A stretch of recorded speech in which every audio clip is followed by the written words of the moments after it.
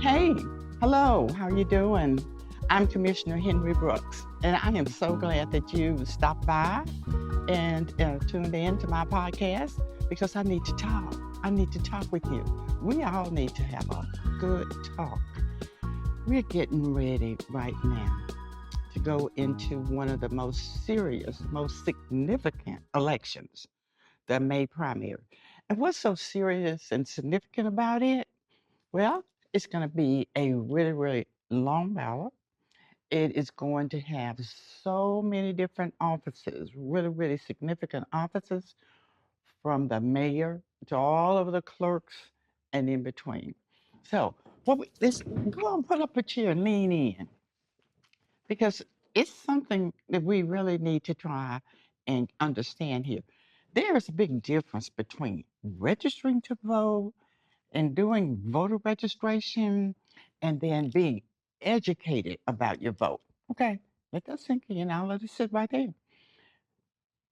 We're talking about educated, informed voters. Okay, so that's more than just registering. What we've got to do is we've got to break this down and understand the connection. There's a connection between voting and survival issues. So, what am I saying? I'm saying to you that we need to talk about how do we become an informed voter? How do we become an educated voter? And what do we need to do? What is that process? And that's what's so important because you know what? When we understand that, when all of us or more of us understand that, we have a tendency to not take election day for granted. Just sit at home, watch TV, stay on the couch. We get up and go out and vote, or we vote doing early voting.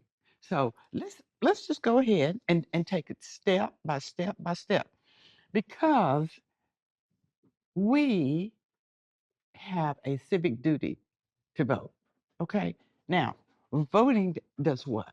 Voting is a connection between the things that you're concerned about: food, clothing, shelter, other issues in the community, health care clinics, mass transit or public transportation, police services, all of those issues are connected to the ballot.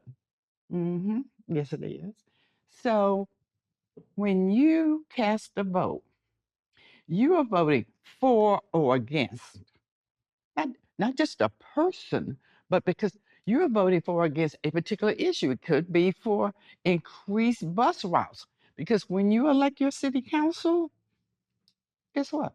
They're the ones who are responsible for what? Public transportation. The city mayor, responsible for public transportation. So we got to see that connection. Well, how do you know if that person is going to be on the same side of the public transportation issue as you? That's where your duty comes in. hmm Sure does. And that's where we kind of missed it. We kind of fell short of that part. It is incumbent upon us to get to know these candidates. Got to get to know them. You got to get to know their agenda. You got to get to know more about them other than the fact that they went to your church, they're your sorority or your fraternity, brothers and sisters, or you all go to the same clubs or uh, social net, have the same social net. Okay, that's a little personal thing. Voting is strictly business. Okay, you need to know where does this person who is asking for your vote, where do they stand when it comes to access to healthcare, when it comes to public transportation, increasing bus routes, when it comes to police services, over policing, under policing, selective policing. You need to know all of that. Okay, how do you find out? You will start to see a number of forums and meetings and just meet the candidate all over the place. You need to take advantage of those. And you need to have your agenda so that you will know what they're seeing, what they're talking about, whether or not those things are the things that you really care about, are the issues on your agenda. So when you do that, that's a little bit of homework, but it makes you informed. You don't need anyone else. You won't need a ballot. You won't need a piece of paper when you go into that voting booth. And that's what's so important. It gives you confidence because when you get ready to go and vote, they have folk out there passing out sheets of paper and saying, vote for this person, vote for my candidate. Well, that's fine, good. We can always be pleasant, but you don't need them to instruct you when you've already done your homework, when you already know which candidates are, which candidate's agenda is aligned with yours. Oh, that's the best thing you can do. So that's what we need to talk about. When we say survival issues, what are we talking about? I got some notes here, and don't worry about the paper, but we need to, it's so much to talk about. I can't keep it all in my head. But what we're going to do is we're going to get through this, even if we have to have a part two, because it's important. And I want to make sure that every voter, every person that has an opportunity to view this podcast, I want to make sure that you feel that since you watched and listened, that you are an informed voter, you are a confident voter, and then you are ready to go out and advocate to other people about how important it is to vote. When we talked about survival issues, we're talking about health, we're talking about home, we're talking about safety, we're talking about our paycheck, all of that. Healthcare. Did you know in some communities, I'll just use my district, District 7. We had one of our clinics to close. Now, the demographics of my district would not um, say that we needed to close a health clinic. Why? Because we have a significant number of senior citizens. We have a significant number of individuals who have certain kinds of illnesses like asthma and so forth, and they need to have ready access to a clinic, particularly young children. So we have a significant number of seniors and young children. So in that district, in that community, we need to have what? Access to a community clinic. Well, who's responsible for health care in Shelby County? Who's responsible for public health? Public health comes under the health department. Health department is under the jurisdiction of the county mayor. Okay, so county mayor, county mayor will be up also in May 2026 during the May primary. That's so important. When you go to those mayoral forums, one question, if you're concerned about health care, one question you want to ask, Mr. Mayor or Mr. Candidate, uh, are you in favor of increased access to health care? And if yes, well, will you be willing to open additional clinics in neighborhoods? Okay. Now, if that's something you want and that candidate agrees, maybe that candidate may be one that you will want to follow a little bit more and learn more about on other issues. But that's an example. That's just one example of how you connect voting to survival issues, issues of concern, issues you care about. And then also make sure that because these people are on the ballot, and make sure that those people are also concerned about the issues you're concerned about. When we talk about home, one of the things we know is that Memphis, where we are right now, Memphis, we have over 300,000 negative affordable homes. So, what does that mean? That means we need 300,000 more units of affordable housing, but we don't have that. So, who's responsible for our affordable housing? Glad you asked. The county mayor, the city council, and the county commission, all of them. So again, there you go. Are you concerned about affordable housing? Have you been in the market lately trying to maybe find a new home or just an affordable apartment and you haven't found one that you've been priced out? Well, that's something that you want to think about in May, during the May primary. Uh-huh.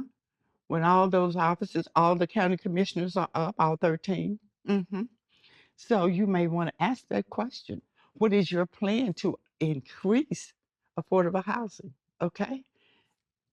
Something to think about. Just some questions you need to ask, some things that are important, if that's important to you.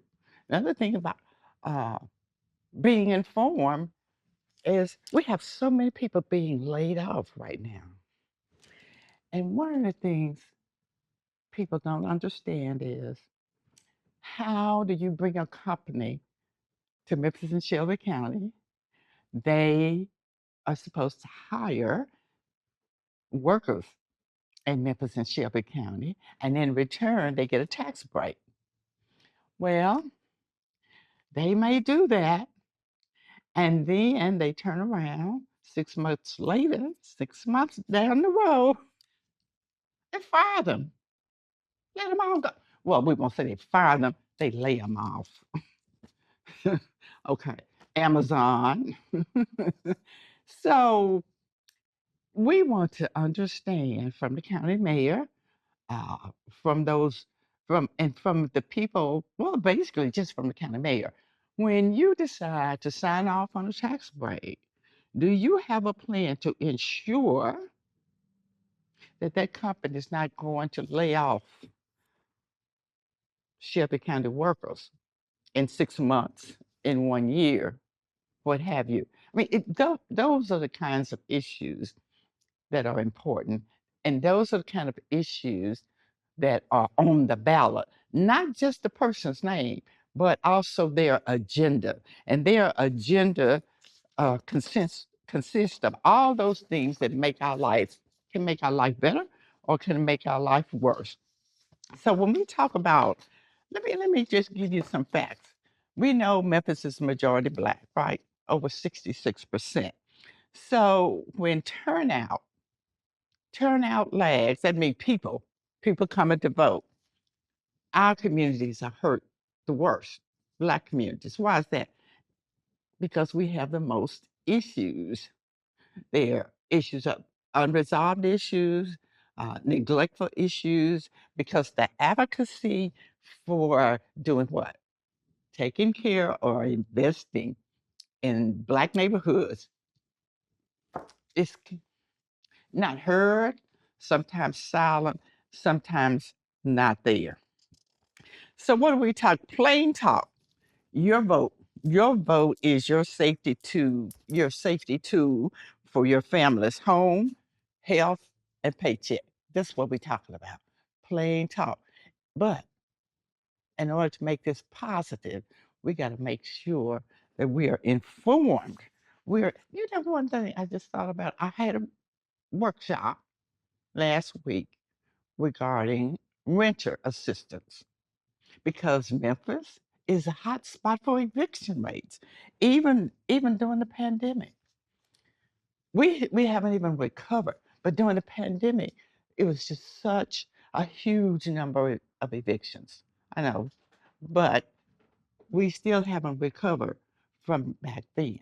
So Memphis is still a hot spot. So we want to make sure again, people that we put in office, particularly those who have the primary responsibility that impacts eviction rates and so forth. We want to make sure that their agenda aligns with ours, that they care about the things that you care about in the same way that you care about them. So it's important for you to go to the forum. Talking about forums, there will be one on November the 4th. Hmm. It's a mayoral forum. All of the candidates for mayor will be there. So I would suggest to you, go check it out. Now, it's not going to be the only one. They're going to be having them all over the city. But this is the first one that I know about where all of the candidates for Shelby County Mayor will be there talking about their issue, talking about the things that they care about.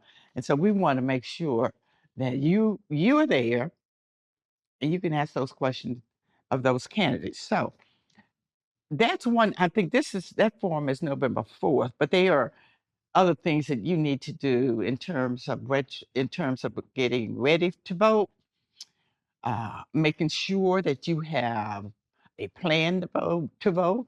Are you going to vote early? Are you going to vote on election day? Either way, you got to get prepared. And we always know there's a process for everything.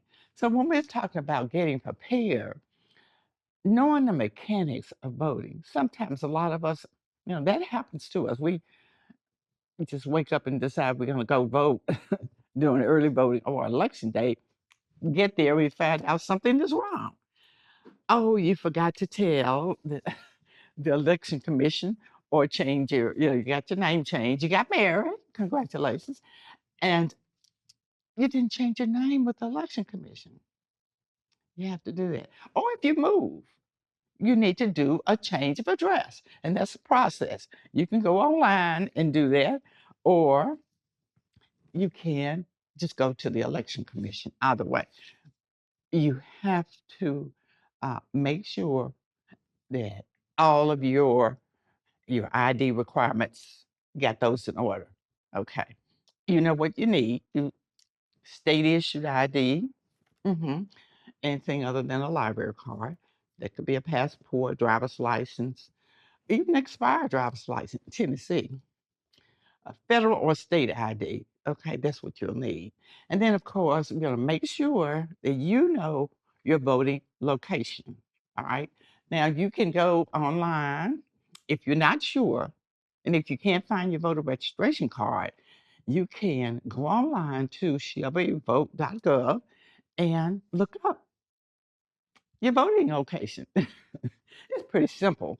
Uh, there's a little simple tool that you can use, and they have all of the instructions. But the point is this: let's start in plenty of time, so that if you have an issue with your voting location, if it's not where what's listed on your voter registration card or where you thought it was, you can go ahead and get everything in order and make sure you know where it is before election day or before, well, during early voting, we'll talk about that in a minute. You can vote everywhere, anywhere. But on election day, and I do not recommend you wait until election day. No, why not? Because, well, you know how it is. Something can always happen. Murphy's Law. But the thing is, 10 days before the election, you have early voting, okay? 21 days out. But you have 10-day period to early vote, which means there will be certain sites, and they'll publish those online, all throughout social media, newspapers, what have you.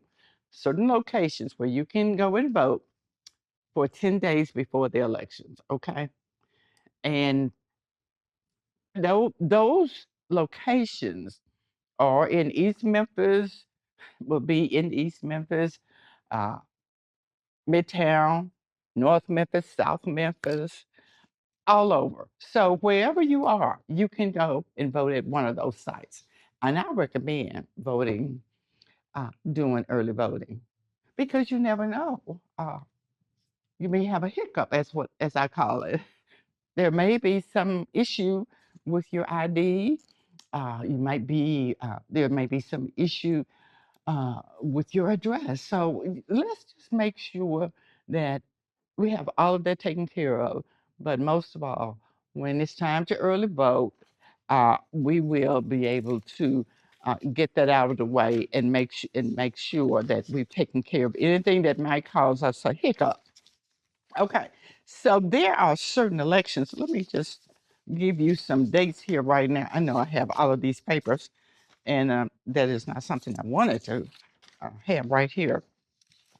But one of the things I'm going to encourage you to do is this: before election day, before election day, make sure that you have a little plan already laid out. and it just say, I am going to vote, and then you say, I'm going to vote. During early voting, then put the address, or election day, put the address. Also, take someone with you. No, not just someone. Take people with you. Take people with you. It's important that all of us who have aligned agendas or whose agendas um, match, if you will, or we think and to alike, there's nothing wrong with that. Let's make sure that all of us make our voices heard. Help someone else who doesn't, who maybe is not really sure about whether or not they're going to vote. Help them become confident voters.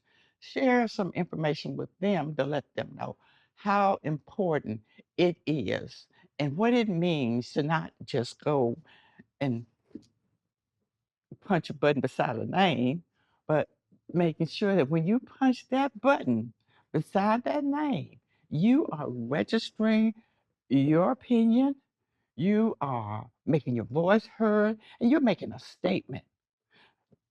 How you done? How can I say that? Because you have connected, you made the connection between voting and survival issues. Okay. You did not just wait till you got to the voting location and received what they call a ballot. You did your homework. You got to know these candidates. And that's what's important, is for you to get to know the candidates. So I want to make sure that all of the information that I've shared with you is information that you can understand, or information that you got it right now. It has connected. You've connected with it. So if we need to do this again, it's fine. We can do it again. Just give me a call. You know my number, 222-1000 as your county commissioner. So we'll have additional one more podcast on connecting voting and survival issues, and then we'll give out some information regarding navigating. Well, just some dates as well, because there are several dates cutoffs. Like the first day of registration, last day of registration, first day of absentee voting, first day of early voting, all of that. So we'll give out some of those and dates, and then we will also talk about some of the statistics that drive the investment in communities, and what you need to do and how you can impact more investment in your community. But remember, you can't impact investment in your community if you don't show up, okay? So you got to show up. All right, listen, we got to run. Thanks so much for stopping by my podcast, and just stop by anytime. Be glad to see you, and we will talk more next time about voting and your connection. Listen, thank you. Thanks so much for tuning in. Be sure to get this podcast anywhere you get your podcast. And the name of the show, you didn't get that yet? Lean In with Commissioner Henri E. Brooks. So stop by again to Lean In with Commissioner Brooks. Take care now.